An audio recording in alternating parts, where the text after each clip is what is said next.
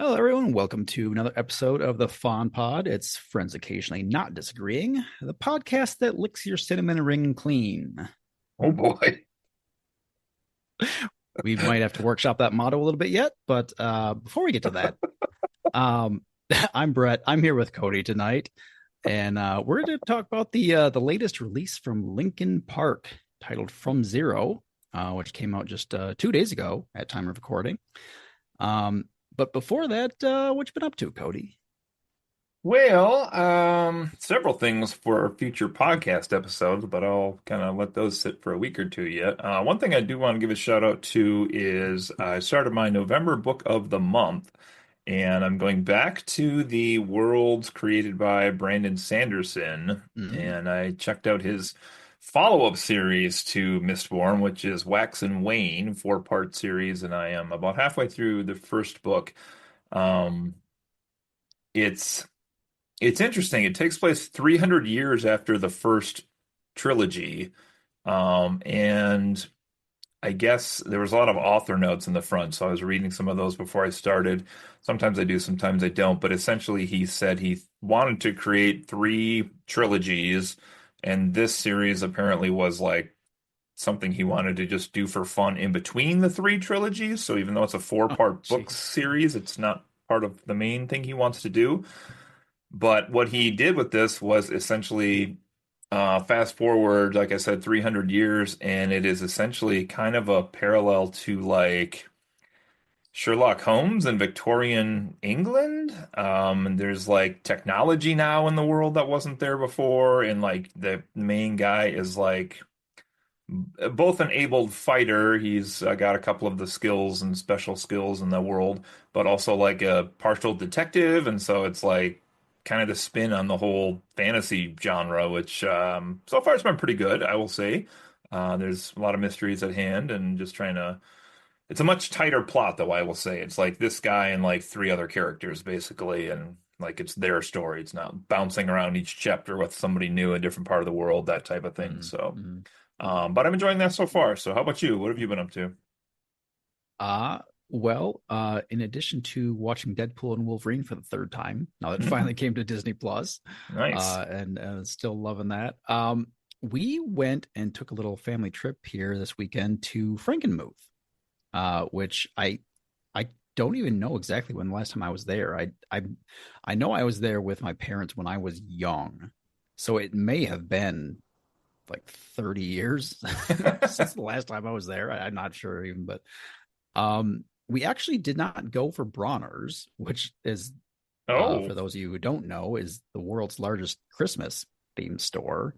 And we actually went because uh blacksmithing is a just a general topic that I've had interest in and wanted to try doing at some point in my life. And my wife found a place there that does blacksmithing experiences. really?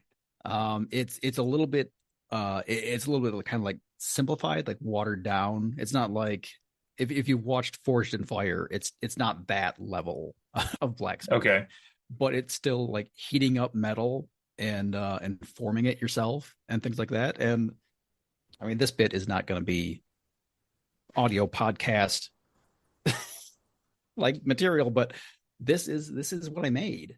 Oh, And like, wow. see, you can barely because my green screen, you can't see it real Holy well, but snaps, that's big. it's an actual sword which I made with my own hands.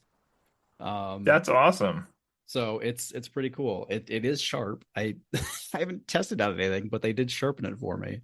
So that was a lot of fun. I enjoyed that a lot. Wow. Um, What a I unique experience. That's awesome. Yeah, it was really cool. So I was happy to be able to do that, and thankful my wife took the time to find that for me. So Yeah, wow. How so long were you down there for?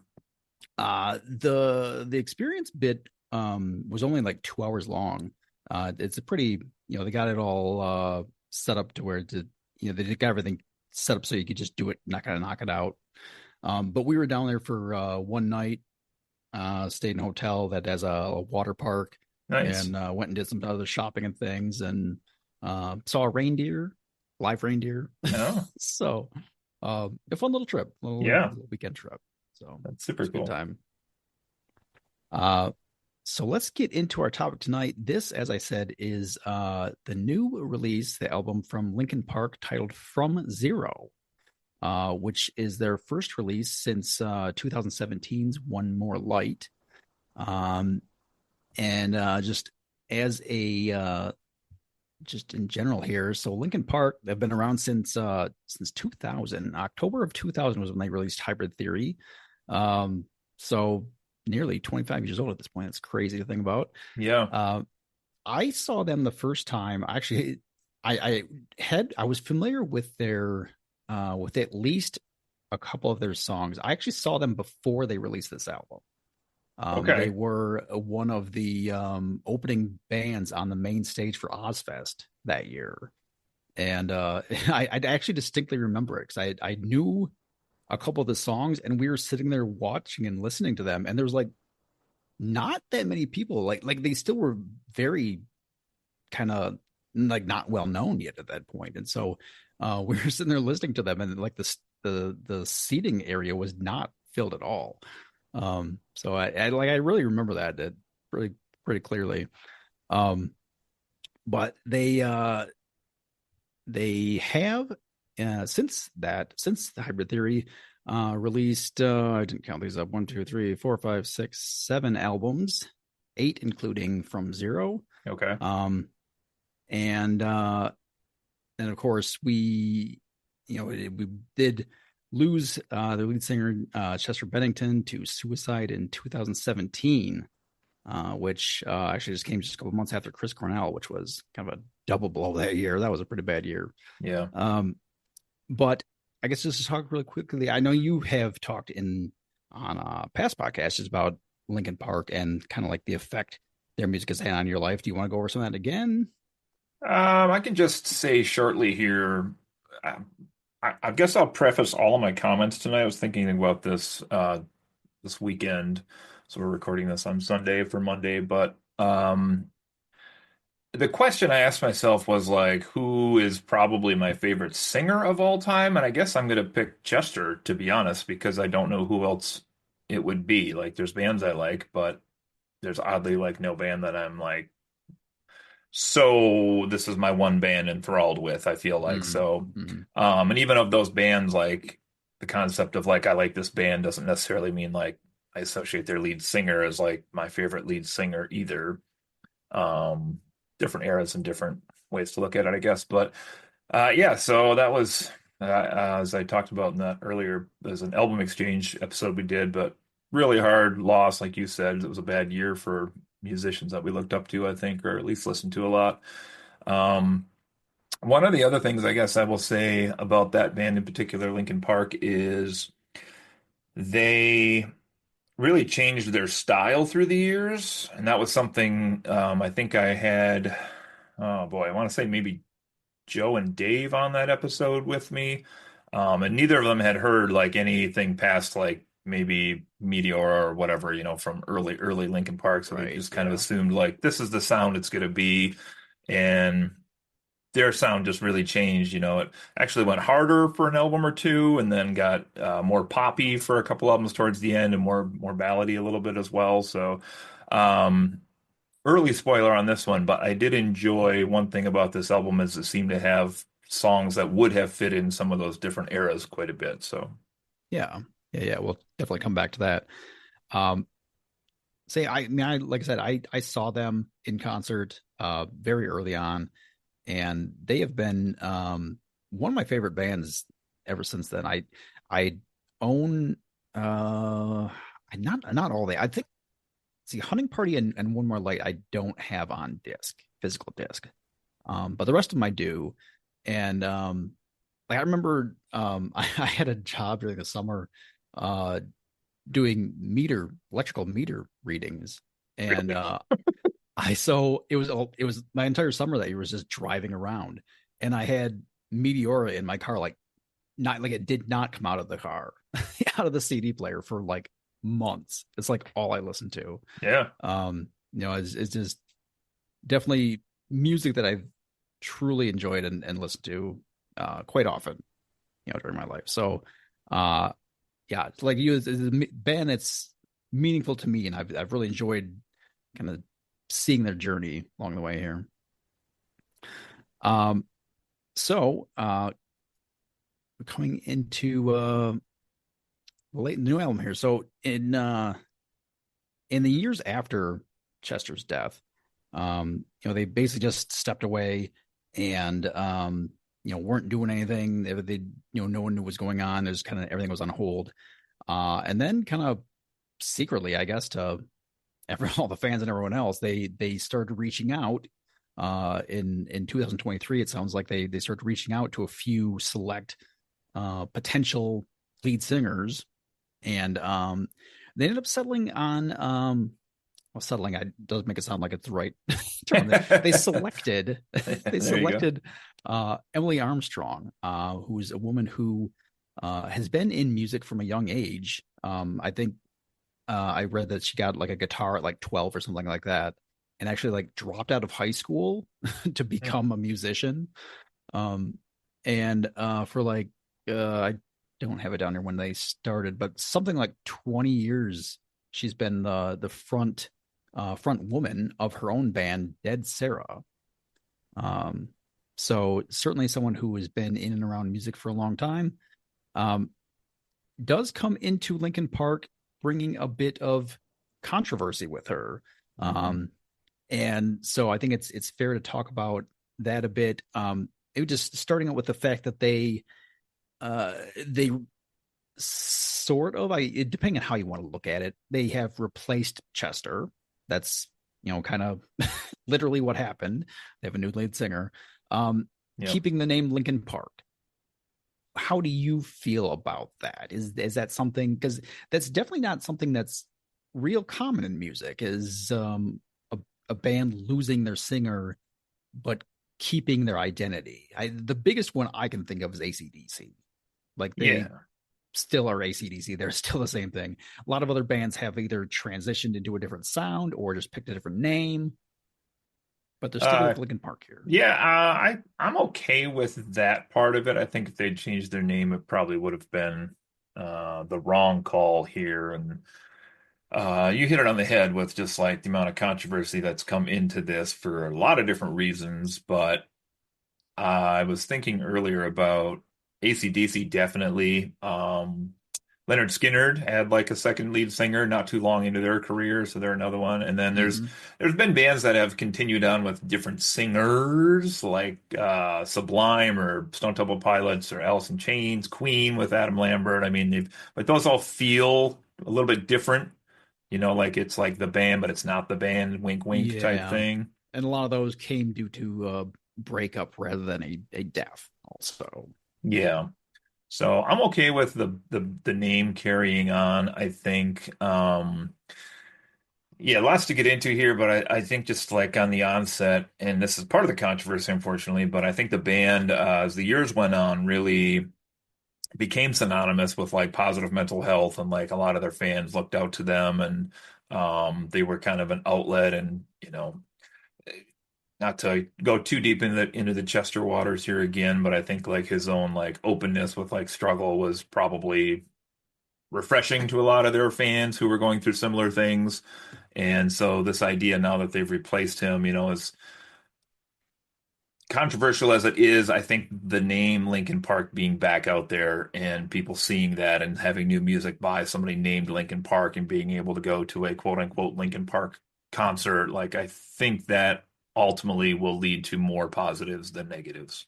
hmm. So, Similar thoughts. I do. I guess it's a fair point to say that while I think probably most fans think of Linkin Park as Chester because he was the singer, he's the front man, he's the one you see constantly.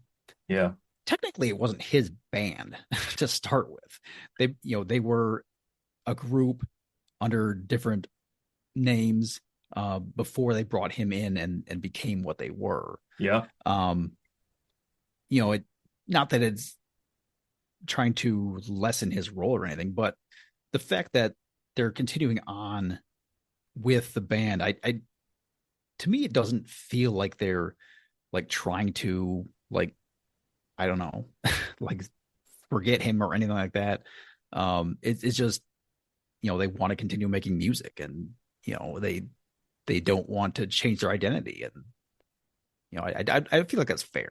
Like it's there is one thing I did read, and I don't know, I didn't dig it, I didn't go private eye on this and figure Hmm. out how much was this, but supposedly they in kind of recruiting some new lead singers, they didn't inform the Bennington family that they were trying to reform the band, and so Okay. it was came as a surprise to them. um I don't I guess the question that comes from that is like, is do they need to? Like, I mean, I would usually generally I would think, like, out of respect, you would say, hey, by the way, we're looking to do this, but do they need to? I had a lot of questions with this as well, and I know like his son is really one of the people that's most vocal about this transition to the new singer and the band reforming and everything. Um, but I was thinking too, like I'm assuming at least his family must still be getting royalty from all of the stuff that they're producing. And even just like, I mean, maybe not necessarily the new stuff. I don't know how that is laid out, but Right, yeah. like since they've put this new album back out, like Hybrid Theory even has like sold killer since then. Like that Mm, family is going to be making money, and I'm not trying to use his death to make money. Even I'm sure the band's not either yeah, secretly here, yeah. but the idea I think is that they're still going to be benefiting from this band being back in some way, shape, or form. Um, yeah, I have a quote here. Do you care if I share this with us tonight? Yeah, This is go ahead, absolutely. from Chester's son, Jamie Bennington. He said, basically, it's summarizing here that they've shit on his dad's legacy. My words, not his. But his quote Hmm. here, it says, is he alleged that the band had, quote, failed to address the concerns of their diverse fan base, and that the music group's recent actions are not something people should acclimate to. You have betrayed the trust loaned to you by decades of fans and supporting human beings, including myself, he continued. Quote, we trusted you to be the bigger, better person, to be the change, because you promised us that was your intention. Now you're just senile and tone deaf, insane. And apparently his Chester's mom is also very angry about this as well. So, Hmm. Yeah, those are strong words. I hadn't seen that quote. Hmm. but again, it's like I don't. It was a band, It wasn't like somebody's taking Chester Bennington's name and like that was the name of the band, and they're remaking a band called Chester Bennington. Yeah, Um, yeah. as a matter of fact, I was watching an interview in my sleuthing today with Emily and Mike Shinoda. They were on a talk show. It was like an hour and 15 minutes. I watched the whole thing. And not to this point, but raised in there was a point which Mike said, which was like, if you look at the charts today, there's very, very few true bands on there. Like it's a solo artist or it's a duo. But the idea of like a band being popular these days is basically a dead concept because nobody wants to like Hmm. go on the road with each other, spend that much time away from their family with these other people, and blah blah blah. Um, and so he said, the world he's from is he's used to it. And then she, from her band, obviously was kind of used to it as well because she's done it for so long. So she fit kind of in that way. Um, but to your point earlier, I think it's this idea of Linkin Park is like a concept. It's a band. It was a team effort. He was the face, but there were other people involved as well. Hmm. It's like I don't even know Gene Simmons and Kiss, right? Like he's huge, but the band is huge as well. So Right. Yeah, real similar feelings from myself. I I don't feel like they would need to like change their identity. I think they're just continuing on making music, doing it in a way that's respectful is like all that's really necessary for me, you know. And they, as far as I know, they are like it does sound like people are fans are expecting them to be like more like vocal in their remembrances, perhaps. Like in though they had a concert just yeah, recently, and apparently they like didn't say anything about Chester at the concert, but I mean, is it that necessarily the place to you need to do that? Like, We talking about that small venue that yeah, we had the that video that of. yep, I think they did mention him in there, honestly. It was something like, okay. you're all singing with Chester tonight or something. Like there were a couple like one-liners. It wasn't no Mm, like, wasn't Tupac coming back as a hologram to sing with the fans, but um and as this is gonna drop on Monday. Monday, if you have the right pre-sale codes, there is a new Linkin Park tour that's going on sale starting the day this mm, drops. Um, and I guarantee if you go to any of those shows in any of those cities, like Chester's going to be mentioned. He's going to be on right. some video board. I He's, would have to people are believe going to so. go, they're going to weep, they're going to cathartically spend a moment together. I have no doubt on that. Hmm. Yeah. So I feel like they are going to be doing it the right way. And um I found a quote here from Brent Smith of Shinedown. Mm, He wrote on his Instagram shortly after the announcement of Emily being announced as the new lead singer, and some of his criticism started coming out, and he wrote something to think about. Do you honestly believe that the members of this iconic band truly think that of all people, Chester Bennington is replaceable? I think he and he recognizes that they know that he was a one of a kind yeah, person. It's not like they're trying to just uh shit on his memory, essentially, like you're saying, like it. yeah, But they want to make music, so it's just, well, you have to just move on at some point. It's not like it's been 2 years either. It's been 7 years. yeah. And I don't want to go down this rabbit hole, but like, there's always that little part of me, because they always say like when somebody commits suicide, like they leave behind all those people that loved them, and certainly I loved Chester, but if you want to go the opposite way and really lay this out, like he left all of them, you know what I mean? Like I'm not trying to make light of Mm, suicide because, as I talked about in the prior podcast, it's something our family has gone through, yeah, and it's a terrible situation. But to some extent, like he left all of them, and so they didn't choose to have him gone. That's what happened. So maybe. I was going to ask you, what did you think of the idea to have a female replace Chester? Yeah. Uh Personally, I don't have an issue with it. I think that uh they seem to be really trying to keep the sound, a lot of the general sound of the band. And honestly, a female lead singer is probably the better way to go, just from the standpoint of um Chester's vocal tones were not like these big masculine tones often. They were a Hmm. bit higher ranged. And um I think a lot of um a lot of male singers wouldn't be able to hit those sounds quite the same way. Yeah, So, that's a good point. I didn't think about the actual tone of the voice. That's a good point.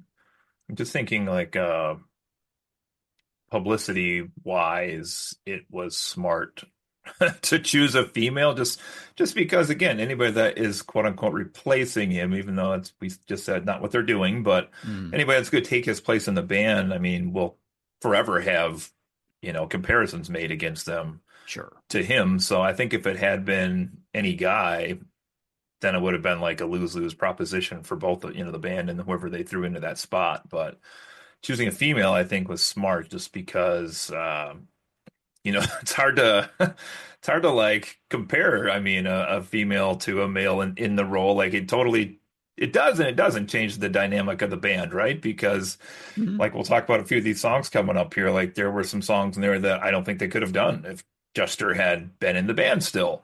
Agreed. They would have been replaced by some other wonderful songs that he would have been part of, I know, but I think it was a smart move anyway to go to a female. Yeah, I think it's a good way to kind of signal a new era, a new Mm, direction. It, like I say, if it had been another man, it there would have been too many comparisons, and this is kind of like it's a bit more of a clean break. It's like Yeah. there's point A and there's point B, and there's a line between them to some Have you degree. listened to anything by her old band did, Sarah? I have not really. I actually didn't. I thought about going in Yeah. and listening to some. I just didn't find the time to do it. Yeah, I'd be curious to do that and know like some of the logistics. Like, is she still planning to carry on with that band? Or, like, now are her band members like, oh God, like Right. Yeah. What's the Linkin range of Park that? came calling. What are we gonna do? um, looks like I was just quick here looking at their so their last album came just 3 years ago. Okay. So they could have still been doing work. I don't know. I'd have to look deeper in that, but I'm also curious if like she had to sign a contract that was like, we get first dibs on your time and schedule and everything else. mm, If she's planning to continue that band on, I don't know, which she yeah. certainly could if she's a workaholic. I don't know, but Um, Continuing on with that a bit, I guess beyond the fact that they selected uh female for the role, how well of a fit do you think that she is in just for the sound of the band? for the sound, honestly, I feel like she's matched up pretty well so far. It's obviously a slightly different tone, but I mean, she seems to hit the Chester parts. It was nice that they released that concert that they did on YouTube, or I don't know where that was originally from, but just to get her out there and to like show fans like her singing the old stuff, Mm-hmm. that she could, and that she did it justice, and then like pretty quickly thereafter, like drop this new album as well to be like, here's the new stuff she's gonna sing also. So far so good. She does have the ability to take it down and actually like sing a little bit as well, and Chester would sing once in a while, but primarily I loved him because he had so much rage and testosterone with like his Mm. screeches, right? Yep. Um, yeah. How about you? I also I it was in that live show that they released early. Um, I could definitely hear that she was kind of matching up with his vocal sounds fairly well, like better than I would have expected. Yeah. Like it also being a live show though, it was a bit rough. And it did give me a little bit of concern just from the vocal quality standpoint, but I mean now I can see like that was just a live show, and just live shows just typically aren't as good as Yeah. studio recordings. But um yeah, I feel like she can do both. She can handle both the screaming and like the singing the melodies, and she does a good job in both areas. Um, and just her vocal tone and the raspiness that she can reach really do match his pretty well. Like she can definitely do a lot of the stuff. Like you say, just giving it justice. It's like she's doing justice to those parts. She can do those old songs and not have it sound like something new. It still Yeah. sounds like it should. Yeah, her raspiness is like worrying how good she is at raspiness. I mean, for maybe that's me just having a predetermined judgment in my head, but like for ladies, I know there are ladies that scream, I'm thinking of like Kitty and Flyleaf and like some of these other Mm. bands that were around a long time ago that we would listen to. But when I've seen some in concert as well, though, I'm just like, holy God, I'm scared of you. But yeah, she seems to be able to hit those pretty well. So I don't have any concerns there so far. Mm. Um, just going back here, how much do we want to get into the other controversies around Emily being her friend group and her perhaps beliefs? Let's do it, man. I'm Okay, all for it here. I got some stuff sure. down on this. So So in addition to just the fact that she was replacing one of the greatest singers that we've had in recent memory, uh, there were quickly people who brought up some concerns with just her in general, and one of those being that she uh, was friends with an actor named Danny Masterson, who you may remember from that 70s show, who recently, and I believe currently, is sitting in jail for being convicted of 2 counts of rape. Um, and she, to my knowledge, this is the way it went. Is she was friends with Danny. He went to trial, and she went to the courtroom, to like because she's his friend, and is my understanding is one of those situations where you don't know what people in your lives, you don't know everything about them. Like people hide things, can hide them very well. So I think my understanding is she went to the courtroom to kind of be there in some sort of form of support for him, but Yeah. quickly realized that, oh, I didn't know this guy as well as I did, and has since vastly distanced herself from him. But people saw her at the courtroom and think, oh, she's in favor of rape. As stupid as that sounds. Yeah, there's a little bit to unpack here. So I think you got the timeline pretty correct at the beginning there. Which P.S. apparently I just looked up who Danny Masterson was, and it's not the guy I've been picturing this whole time. So I'm not sure which actor I'm thinking of, but it's not this guy. So if I ever get figured out that, I'll let people know. But anyway, so she's into Scientology as her religion, right? Which is another red flag word for people. And I was joking with some of the other podcast hosts off the air here that we'd have to put a little political and religious just waiver on this one today because we're covering some topics we generally try to stay away from, but as part of the story here, we're kind of touching on these a bit. Um, so this is interesting. Like she has the Scientology label, and I think that is, like I said, like a red flag to a lot of people in society, and also the new fans or old fans, I guess I would say, of Linkin Park. But some things to consider here, I guess. Number one is her mom was in Scientology, and so she was born into it. This is not something that she Mm, voluntarily chose to join. So there's that. Um, as you mentioned here, kind of this outline, she had a friendship with Danny Masterson, who apparently was also into Scientology, and Church of Scientology more or less tried to keep the rapes under cover, it sounds like. Saying yeah, I like heard that basically too. would cause like a scandal for the church, and they were like trying to convince the ladies who had been raped, who were also Scientologists, I believe, into not going forward with their case. Um, and so, a couple things in here with this. This is another quote. This is from Emily. She said, "Several years ago, I was asked to support someone I considered a friend at a court appearance. I went to one early hearing as an observer. Soon after, I realized I shouldn't have. I always try to see the good in people, and I misjudged him. I have never spoken with him since. To say it as clearly as possible, I do not condone abuse or violence against women, and I empathize with the victims of these crimes," she said. So, that's kind of her only public statement on this. Now, some people have kind of looked for like has she disavowed her ties to the Church of Scientology type thing, and I can't find anything that she's brought it back up since then. However, if you do follow any of the news up is around this with was it Leah Ramey, or is that how you say her name? Like she left the Church of Hmm. Scientology from Right. what was the show she was in with King of Queens? Is that the one? Yeah, No. yeah, yeah. Yeah.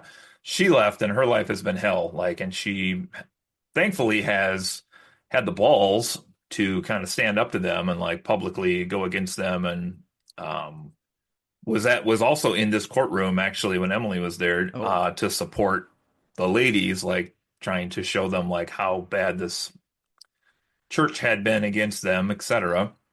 Um, so there's this idea, and you can't prove this, I guess, but there's this idea that perhaps Emily herself is no longer even in the Church of Scientology or no longer follows their beliefs, but that she basically can't come public with that because as soon as she does, then they're going to make her life hell. And mm, guess what? She just signed on with the band that's like 4,000 times more famous than her old band. So she's now, cross headlining these shows across the world. And it's like, who knows what kind of things would come up there, right? yeah, that seems entirely possible from what I've heard. Yeah. Yeah. So this is just me freeballing here, but now just like thinking about this idea of I don't know. I didn't know her, so I'm not gonna say I have like her life story and a great opinion on her. She's new to me, so I'm just kind of taking this all as it's coming here. But this idea of like people could change their behavior. So even if she was into this stuff and if she's coming out of this stuff, then that's okay.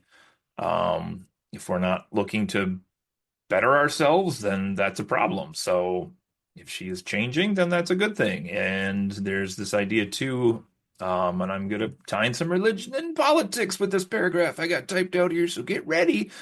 But it's like this idea of the danger of the stereotype, which has been around forever, right? Because you can't just say like, if this person has this label, then they must be this type of person, Right. which is a real problem in America in this year. Like, spoiler alert to our listeners, I'm pretty liberal, so I vote a lot of the time Democrat.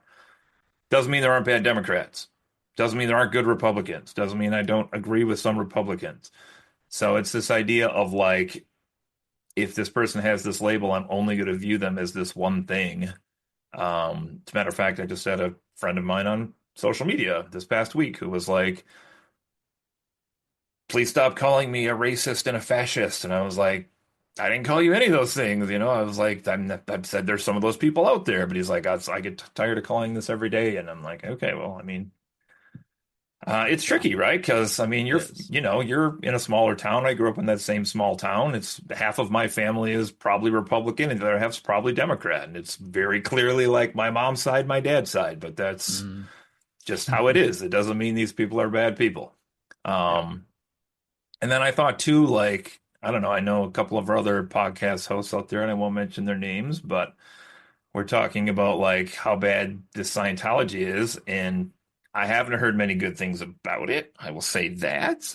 So it has like developed this cult label, but then I started to think too, like, you and I were raised Protestant. That was a cult from the Catholic Church at first.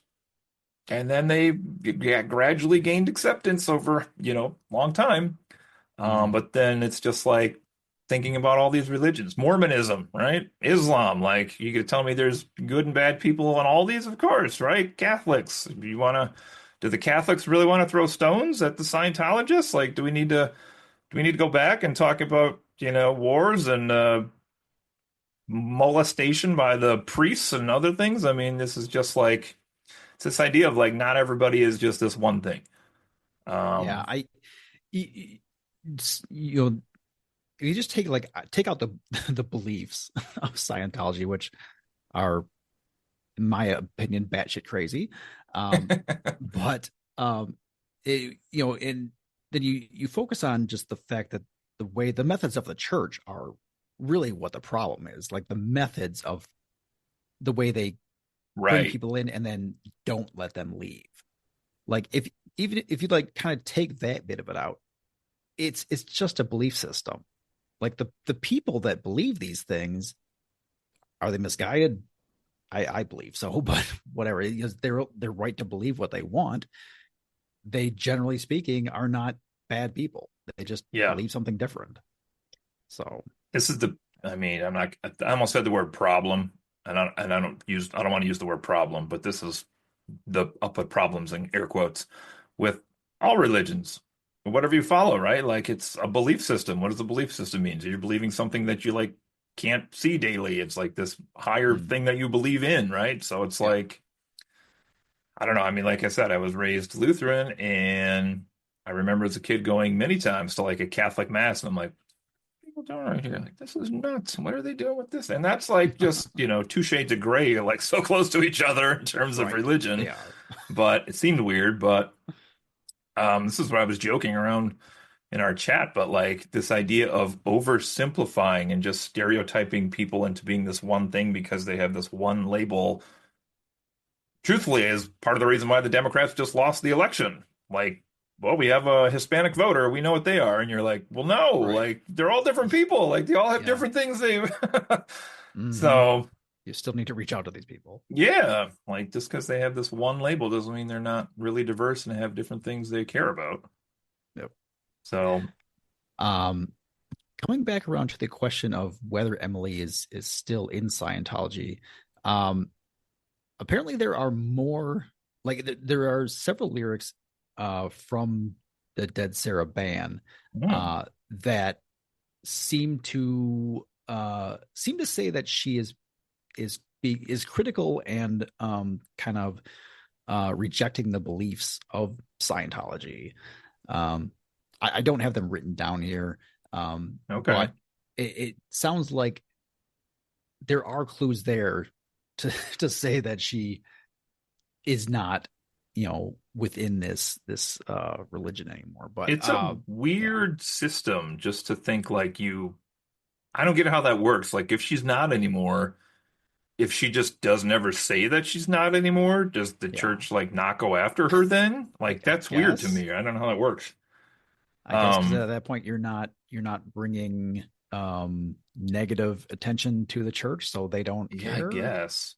I saw an interview with a guy too that said he was held in a literal prison at one of the larger churches or like wherever the headquarters are of this place. Like literally behind bars was held a prisoner with Emily's mom.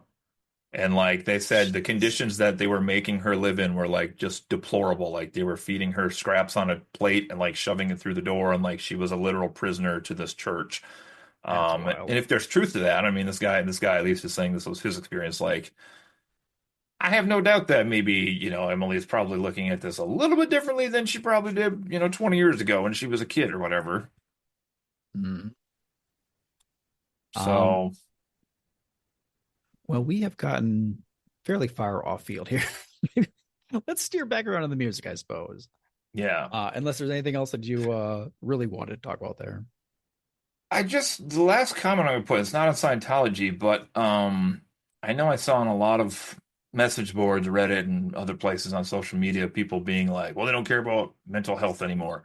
Um, so if fans didn't know, this tour that they're going to start selling the tickets for, literally a day this is coming out, their lead guitarist is not going to be on the tour with them this year as they're going out, and it's because he apparently found that he only really likes to record in studio when they do the songs, and to him, it's a mental health issue to like go out and do the touring lifestyle. Like that's too much for him. He can't do it. Hmm. And the band was totally cool with that. They're going to leave him stay home. They let the guy basically pick his own replacement guitarist for the tour, some friend of his that he's going to bring in. And so, just trying to reassure fans, I guess, here, like if you think they're not concerned about mental health, like the fact that they're letting their lead guitarist stay home because he doesn't want to, reassures me that they're probably still on the same path. So, Yeah, that sounds like the right call to me too. Um, all right, well let's talk about the album itself here now. So, uh, I think we'll go down and just do a brief track by track kind of review, give our thoughts on each one, give a rating, and we'll see how it falls out the end here. But uh, so we got 11 tracks on this album, and the first one um isn't really a track, I guess. yeah. It's titled "From Zero," in parentheses intro. And I didn't write down actually how long this one is, but it's literally just like a few musical tones and then a little Yeah. bit of of audio of them like discussing like the name of the album essentially. I was actually trying to remember, did they have a previous album where they did like these little audio clips like that? Or am I thinking of only the time they did the collaboration with Jay-Z? Because there's some clips I know on that one. They not quite to this degree, but they absolutely have a handful of songs in their library where like the song ends and like the you hear the band like talking about something Hmm. and they left that in. Okay. They definitely have a few of those, I know. Yeah. But I can see how that would turn some listeners off, to be honest, because it kind of breaks up the flow of like song to song to song. But I've always kind of liked when bands do that. It just kind of gives you like a little peek behind the curtain of like what their life is like when they're not on stage. So, Yeah. Yeah. So I mean, this first, I didn't bother to put a rating on this. It's no. literally just it's just a few musical tones, as like I said, and some speaking. So, Yep. Nothing the here. first real track on the album here is titled "The Emptiness Machine," which I believe is the first song that they released off this album. Um, and I think already I didn't I actually I have it here. Already has nearly 270 million listens on Spotify. Wow. Um, but I'm not certain when precisely they released that, but I know it's been out for a little while. But Yeah. um, I guess I'll let you go first on this one. Do you want me to put numbers on these as we go through, or just wait till the end? What would you like to do? I have both, but Um, I I mean, I guess we don't have to like number every one. It just okay. like if you like really may just say you could maybe say like if you really liked it or something. Okay. This one, so this is fun because I just put a little side note on this one that it's actually most of my notes on this one. But I said it'll never be remembered in the history of this band, but for what it's worth, I love that we had on this song a minute of Mike singing first and then Emily came in after that. Like I kind of like that. Like they stuck with who was already in the band, and then they let her join. Like it was symbolic to me. It probably doesn't really mean shit, but to me it was a little symbolic that like she was being added into the song, added into the band. So this is one that I didn't particularly fall in love with right away. Those first few times I heard it, I will say, and maybe I was as a fan also trying to figure out a little bit where I fell with the whole female lead singer thing as well. But this one really grew on me as I listened to it a lot this weekend, and it's one that I've already added to my favorite list on Spotify, so it'll be in rotation on there as well now. So I really enjoyed this one the more I listened to it, and I also have some rankings from Billboard, who went through and reviewed this album, and they have this as the third best song on the album. So Okay. for what that's worth. Yeah. Um, I did like almost immediately, and I didn't have time to go and listen through their library to figure it out, but structurally, this song is like very close to one of their earlier songs. And I don't Mm. know if that is intentional. It likely is a bit intentional of saying, like, okay, we still are Linkin Park. We still sound, the same. Um, but it absolutely sounds almost exactly like the first bit of it, anyways, sounds just like one of their other songs. But I didn't figure that out. And similar to you, I liked it, but wasn't I didn't love it right away. And the more I listened to it, the more I did start enjoying it. Which, um, for me, I think in general, a lot of music is like that. And it has to be like a really special song for me to like instantly think, yes, this is something I really love. um, so yeah, I like similar to you. The more I listened to it, the more I started enjoying it. Um, I also, yeah, I wouldn't say it's not my favorite song on the album, but it's near there. It's close. Yeah, agreed. So track 3 here is titled "Cut the Bridge." Um, and this is another one I enjoyed this one. Um, it I don't think it's one of the one that's going to be a hit off this album, but it is in the chorus is a bit faster paced, which I enjoyed, and they do kind of like they're spitting the lyrics out more. Like there's more emphasis on the words there, Mm. and the delivery, and I did enjoy that quite a bit. Yeah, for me, I mean, not to say I was worried when I got to this song already on the album, but I was like, oh, I don't know if I like this as much as the last song. Mm-hmm. I feel like this song is gonna live or die by if they play it at concerts, if people like get into that chanting part, if that becomes a thing, I could see this actually being a very popular song at their concerts. Sure. Yeah. If people are like, song's not that great, then I can see that not being so great. But I didn't love this one. This was actually one of the lower ones for me, but I did think that like if you just wanted like pure like get pumped up music, that is probably not too bad for that. The lyrics are almost a little silly to me. I don't know. They're they're taking the metaphor of this one and just really stretching it in some directions that's a little too far for me. But this was a little lower for me, and for what it's worth, this was Billboard's lowest ranked song, other than the Hmm. intro that didn't rank. So Interesting. Okay. yeah, It is not my lowest one, but it is, it's also being not mine. It's my um second lowest though. it is kind of an interesting choice. I don't know if uh like maybe they felt it was a stronger song than what we do, because I think it makes more sense to like really come out strong with like all of the first tracks being like really good to like get you in the mindset of being a good album, and to like come out with a really strong song and then like a questionable song Mm. right away in the second song. Um, maybe is not the best choice, but maybe they thought it was going to be a really good song. I don't You know. know, it's interesting you said that because I was just thinking of One More Light, the album before this, last one Chester did too, and I really felt like that had a lot of hits throughout the album, but like the last part of the album was actually really strong on that one. So Mm, they're seemingly less afraid of like moving pieces around on the playlist. yeah, yeah, it could be more of a like a thematic flow kind of Maybe thing there's a big too. story we're not getting here or something. Maybe. Um, Track four, titled "Heavy Is the Crown," and this song, as you point out to me, I didn't wasn't aware of, but is being featured in the second season of Arcane on Netflix. Seems to be, they're featuring that pretty heavily. Um, and I made the note here. This one also sounds like one of their earlier songs. I didn't have time to go back and figure it out, but Hmm. I was like, man, that structure of the way it like the lyrics go and the music behind it sounds exactly like something old. But um, for me, this ended up being uh, as it sits currently. You know, all of these I should mention, like all of these can be in flux because the more I listen to these songs, like over the years, probably are going to change for me. But as it's currently, this is my favorite song on the album.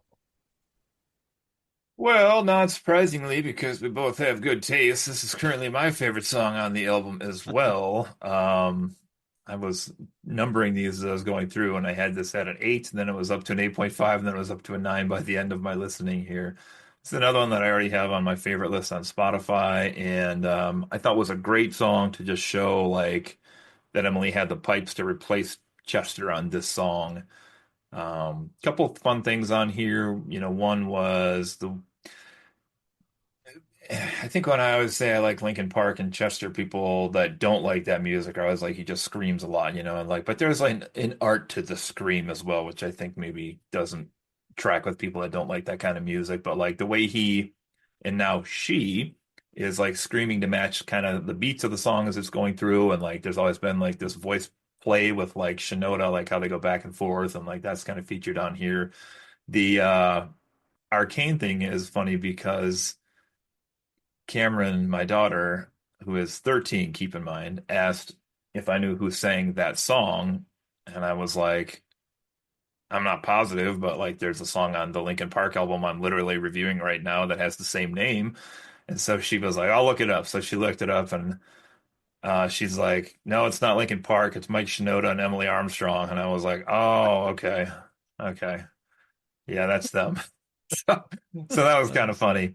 Um, And I didn't really fully pick up on this till like the last couple times I listened to this, but there's the part where she is singing or screeching, I should say, the "This is what you asked for," and she hits that one time through. Jesus Christ, that is a thing of pure raw beauty, man. Mm-hmm. Um, I went down the rabbit hole on that for a second. Just typed it in on Google, and there was like a Reddit threaded about that. It's like apparently it's a 14-second scream she holds that for. Oh wow. Um, and there's all these conspiracy theories. Apparently, Chester had a 17-second scream on some song. I don't know which song.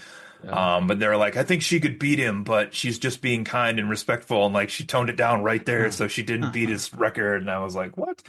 Um, this was the second highest rated song by Billboard. And similar to you, I was kind of placing these into past albums. I thought this one really reminded me of Meteora a little bit. Meteora Hmm. early Okay. on there, but it could be one of the harder ones in the middle too, the ones that came after that as well. So Mm. great Uh, song though. yeah, absolutely. From track five, titled "Over Each Other." Um, and this one, I really like. It starts for me like really promising, like that the first verse, um, especially with the way the music is structured. Um, like I was like really getting into it. Like it was, I was like, okay, this sounds really great. Um, for me, it kind of loses steam after that first verse. Hmm. It like it they kind of the music gets more mellow, and it's a little bit more like gentle singing for at least that second verse. I feel like it does kind of like pick up more towards the end again, but it did kind of like it hit me hard at the beginning and then like kind of dropped off a bit, and it took me a bit to like warm back up to this song because it actually like on first listen I was like disappointed was my my initial reaction. Hmm. Yeah, this is one where it really felt like to me, if they wanted to, they could make this sound like a different band at times, which is kind of what they have here. This is the first song that Emily sings start to finish, and Mike doesn't sing at all on this one. So she, kind of carries the song in her own way on this one. Similar to you, I thought this was a good song. It's not in my like top five or anything, but I did think it was really good. I liked the simple concept and it's very simple wordplay here, but I just liked the play of words on how they kept doing like talking over each other versus just over each other. And I was like, well, Mm. that's kind Hmm. of clever. Like I like that. I like where this is going. This was the eighth highest song from Billboard on the album. Wow, that low, really? Yeah. See, I ended up like I enjoy it. Not like it I definitely like kind of warmed back up to it. It's up in the definitely the top half for me. Oh, okay. Um and I do like I like that it has a very like timely message also.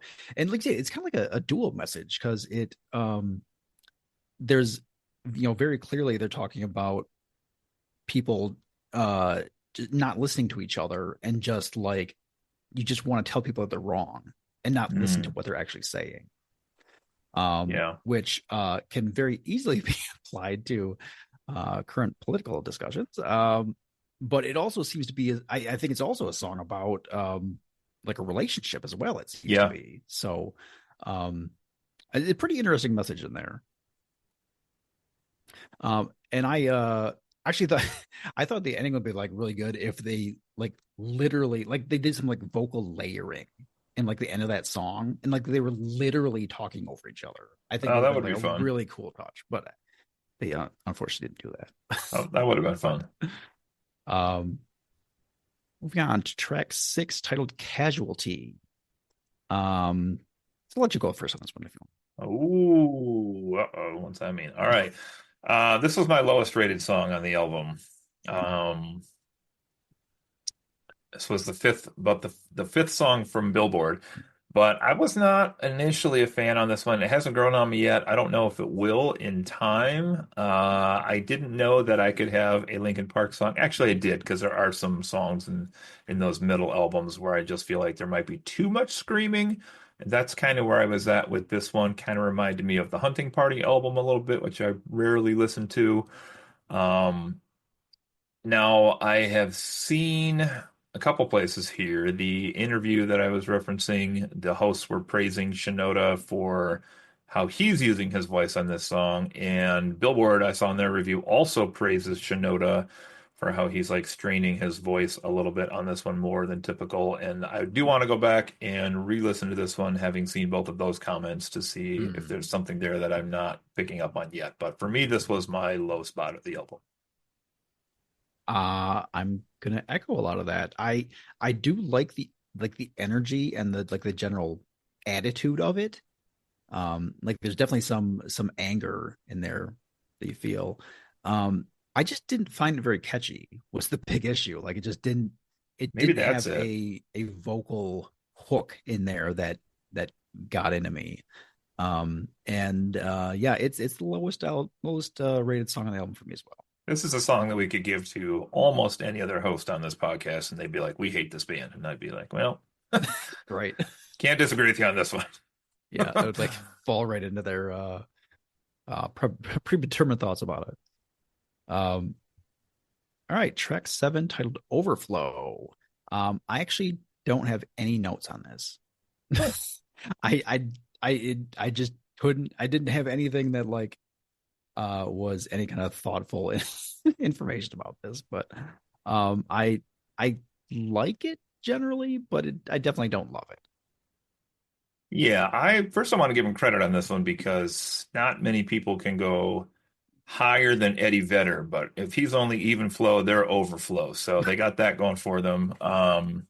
This was a weird song. Like it sounds like they're in like an echo chamber or something with the way this like sonically is produced. Like a very muted. It's almost like a industrial synth, or I don't know if this is a real thing or if I made this up. I coined the term hollow rock, but that's what I Hmm. came up with. It just sounds like we're not getting the full musical experience that is out there. It's being blocked or something by us.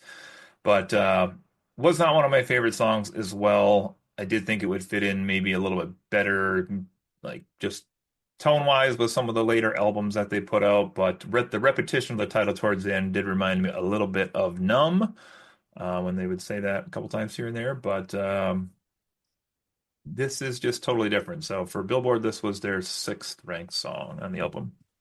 Hmm. Okay. Coming in at track 8, titled Two Faced, which both my wife and I, uh, to us, it sounded like they were saying toothpaste, which changes the message considerably. um, but beyond that part of it, um, I I think this was actually one where the first time I heard it, I think I actually liked it more, and the more I listened to it, it kind of slid slightly downhill. Hmm. Okay. Um, For me, I liked it the first time I heard it. I could tell there was something about it that I liked.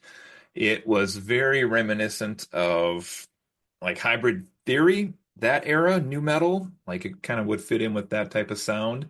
And like how they used to weave those early songs on the first album with like just kind of jumping from like a chorus to like Chester screaming to like a verse they're going to put in here. And then they like kind of have this weird back and forth with all these where they mix them up.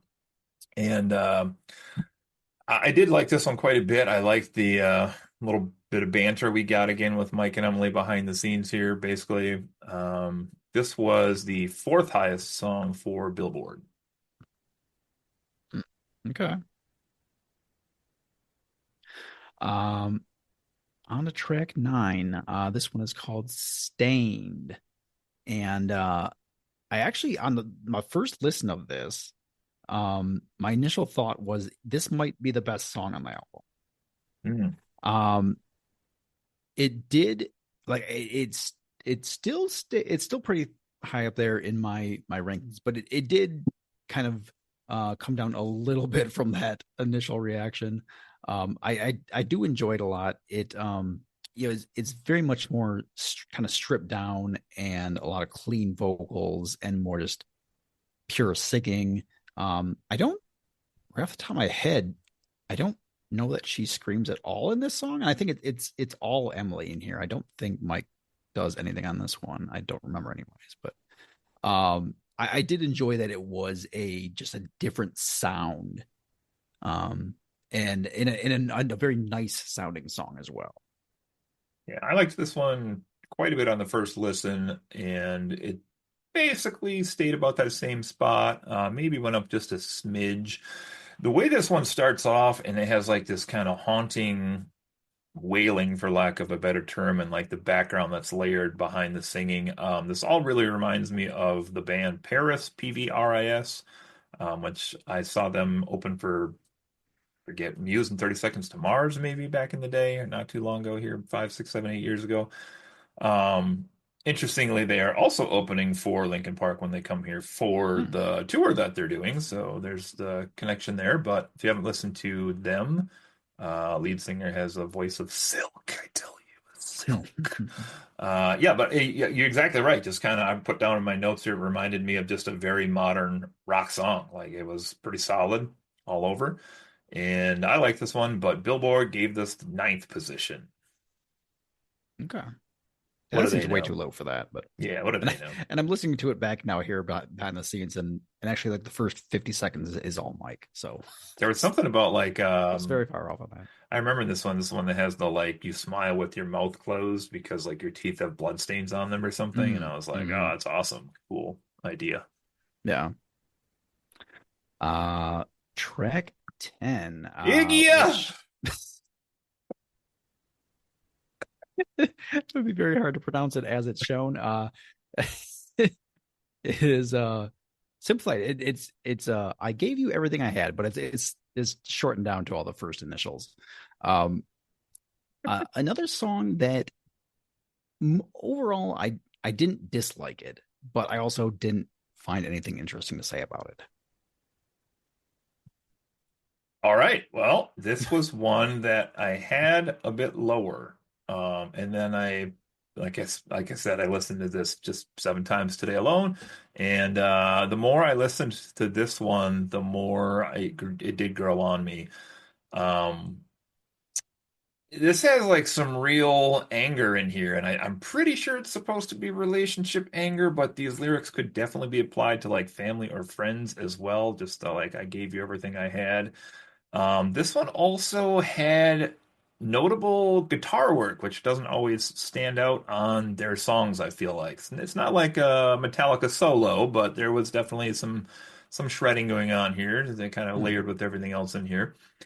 And then if you're a fan of lyrics, you probably don't like the end of this song, but for 15 times in a row, Emily sings "From Now On, I Don't Need Ya" in kind of the same angry monotone. And then on the 16th line to finish the song, she switches to "From Now On, Got Amnesia."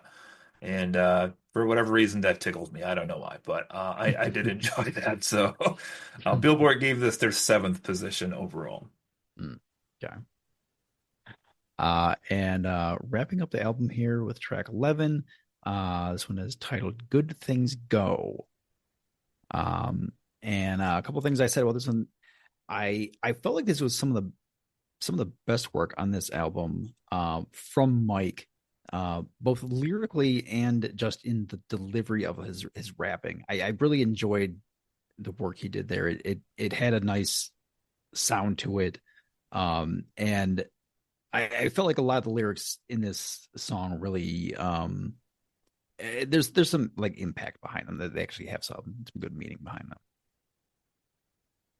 Yeah, this was one again that was a little lower for me. Not like low, but compared to some of these other ones, like it didn't stand out. And the more I listened to this one, actually, the higher this one kept creeping up in score. And I think, yeah, when all was said and done, this actually finished my second highest song. But similar to I think what you're kind of getting at here is there's really good harmonies on this song with the two of them together. And Yeah. that is used in some songs on this album and probably has been used on some songs in the past, but truthfully, I don't feel like that is a technique Linkin Park typically uses. They do a lot of like, it's probably a better term for it, but I just call it like shadowed layer singing, where somebody will say it and the other person will like sing it after them, like Right. repetitiously. Um, but this is maybe like the song on the album, like you said, that has the most to say, just in terms of, I think this was definitely something to do with mental health and self-confidence, especially on this one. I don't know why I say I hate you when I don't. I push you when I get too close. Sometimes bad things take the place where good things go. I really like that last line. Sometimes bad Hmm. things take the place where good things go. Which, just made me think like, who hasn't been self-destructive at some point in their life? Like, and we fill those voids with things that we probably shouldn't have, but we did, whether it was a addiction or an act or whatever the case was. Like, it's just like something you regret later and wish you would have done something different in that moment for. So this was a good one for me. This was Billboard's number one. This was their top pick on Oh the album wow. as well. So Interesting. Okay. yeah, really strong one to finish on, I thought though. Yeah, I this for me also I think numerically came in at third for me on the album. Mm. And yeah, the more I listened to it, the more I really enjoyed it. I once I started because the first couple times I listened to all these, I didn't focus on the lyrics a lot, and then I started like, watching the lyrics on Spotify. And yeah, the more I listened to it, the more I really started to love this song. And I made the note as well that yeah, towards the end of the song they do kind of sing the harmonies together and it works. Like they sound pretty good together. Yeah, agree. So um so that is the album for us. I don't know. I did have a number here, but I have changed my numbers since then. So I'm just gonna kind of throw one in here on the fly. Um, but overall for me, I have come to enjoy it. Several of the tracks on this album. It I think I mean, it's a pretty good solid album overall. You know, all albums have songs that are not the best songs on the album, Yeah. obviously, but um I think overall this is it's a pretty good listen, and I really enjoyed the fact that it sounded like Linkin Park. It didn't sound like something new. It also doesn't sound like they're just trying to imitate old Linkin Park. It sounds like it's still them, but it's something a little bit different. Mm. Um, and so overall, my rating on this is going to fall at 7.25. 7.25. For me, this starts with the idea of people's concept of if I change this thing or if I add to this thing, will it ruin like the legacy or the reputation of this thing? And don't get me wrong, when they inevitably finally do get around to remaking Clue the movie or Goonies, which we're way overdue It's for going because to it's happen. 40 years already. But I'll be pissed off, sure, I get that. But as I thought about this more for this one, like, if you have a favorite video game series and they make four fantastic installments and then they put a fifth one out and it's trash and you're like, oh my God, I wish they hadn't made that thing. Or you do a movie series and you get to episodes 8 and 9 of particular movie series and suddenly you're like, oh, that's trash. They ruined it. I thought about this more and I was like, I don't know that it actually does. Like whatever they're going to do with this band from this point forward is not going to take away from anything that they did prior to this point with the band. And Agreed. I guess the more I thought about that, that's really applicable to movies and everything else too. Like, you can't take away from something just because you're adding something else onto it. So that being said, I do feel like, and I feel a little better as well, I'll say, researching into Emily, but it seems like she's a pretty good addition to the band. And just in general, like, I'm just happy to see the band back in action, even without Chester, which is a tough loss, obviously. But when that first concert came out, and I think you shared that with me, if I recall, Mhm. just watching them perform, I was like, this is just fun to see them perform. I was joking when you showed that to me first because I said, like, Mike was the problem I had, not Emily. Like, for that first performance, Mike just was like a giddy guy. I think I called him like a picnic singer or something in the time, but. Right. And I do think that is still partially true here, that Mike is serviceable to good when he's doing his rapping and when he's trying to sing along with the beat of the music. There's like a part or two where he sings with like just a single note trailing in the background or like no music. It's like almost like totally focused on him. And I don't think his voice really can cover that by Right. itself. Yes. Yeah. So that part does annoy me a little bit, but I liked that Emily added a new style that she can do by herself to the band, and I liked again that this should hopefully reassure some of those old fans in that the songs really represented some of the past eras of this band's discography. Um, and one of the things I love the most about Linkin Park, and I always have, is just how many combinations they can make with their singers. Um, and they did the same thing here. So like Mike can sing the song, and that could be the end of the song, right? Or Emily or Chester could sing the whole song, and that could be the whole song. Or they could do, a lot of the old ones, like Mike would do the verse real quick and rap it, and Chester would do the chorus. Or Chester could sing the song, and Mike could add a rap as the chorus. Hmm. They could sing like a harmony together, or they can sing like a layered shadow together again, or whatever. It's just all these different fun combinations is really fun. And it seems like Emily is already pretty comfortable doing those same types of things with Mike with the wordplay already. So that's awesome. Criticism, I guess, the lyrics to these songs are pretty forgettable, but I do feel like a lot of Linkin Park songs over the years probably had that same fault to them. Doesn't mean I couldn't memorize them all and like scream them out, but I'm like, what am I really Right. singing here, Yeah, you still right? enjoy them. Yeah. So it's kind of like just more that I enjoy the song and it's got me banging my head and I'm rocking out with the rare exception of again like some of those songs on One More Light and stuff with Chester's last stuff that he did. The lyrics there were a little more meaningful maybe, but Mm. this does get me banging my head, gets me kind of excited to see what the future holds for them. We'll see. I might see if there's any tickets for these guys. Hopefully they're not as expensive as My Chemical Romance was this past week because I'm not paying $700 for floor seats. So, Yikes.